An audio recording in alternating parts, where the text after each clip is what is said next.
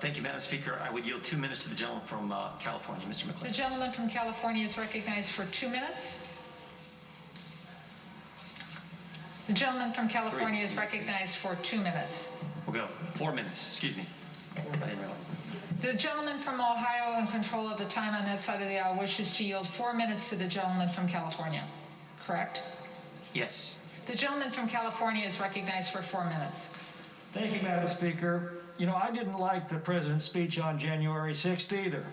I thought he was wrong to assert that the vice president in Congress can pick and choose which electoral votes to count. He was wrong to set such a confrontational tone in a politically tense situation. But what did he actually say? His exact words were, quote, "I know that everyone here will soon be marching over to the Capitol building to peacefully and patriotically make your voices heard," unquote. That's impeachable? That's called freedom of speech. Now, he also threatened to oppose candidates in future elections. And by the way, that was directed at Republicans like me who'd resolved to uphold the constitutional process and protect the Electoral College. Well, so what? That's called politics. If we impeached every politician who gave a fiery speech to a crowd of partisans, this Capitol would be deserted. That's what the president did. That is all he did. He specifically told the crowd to protest peacefully and patriotically, and the vast majority of them did. But every movement has a lunatic fringe.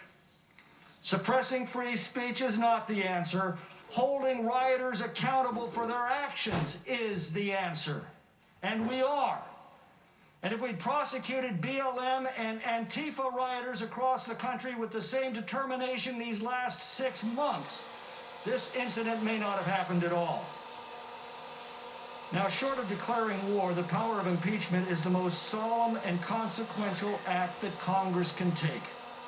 To use it in this manner, in the heat of the moment, with no hearings, no due process, many members phoning in their votes after a hastily called debate, exactly 1 week before a new president is to take office, trivializes this power to the point of caricature.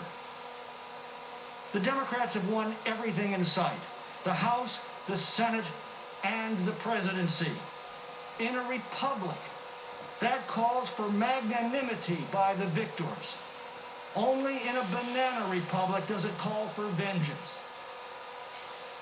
Benjamin Franklin warned us that passion governs, and she never governed wisely. In our passions this week, we've set some dangerous new precedents that will haunt us for years to come. Yesterday, we redefined intemperate speech as a physical incapacity requiring removal from office. Today, we define it as a high crime and misdemeanor. Well, the moment any member of this body gives an impassioned speech and the lunatic fringe of their movement takes license from it, be prepared to answer to this new precedent that we established today. Now, I could cite plenty of provocative speeches made by Democrats that directly preceded violence this summer, but we've already had enough of that. You know, after 600,000 Americans had perished in the Civil War, Abraham Lincoln appealed to the better angels of our nature.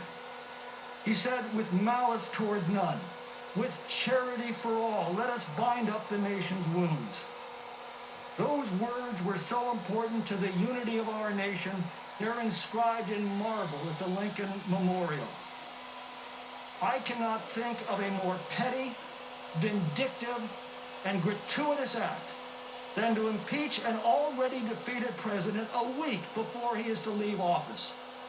President-elect Biden's promise to heal the nation becomes a hollow mockery in the harsh reality of this unconstitutional act.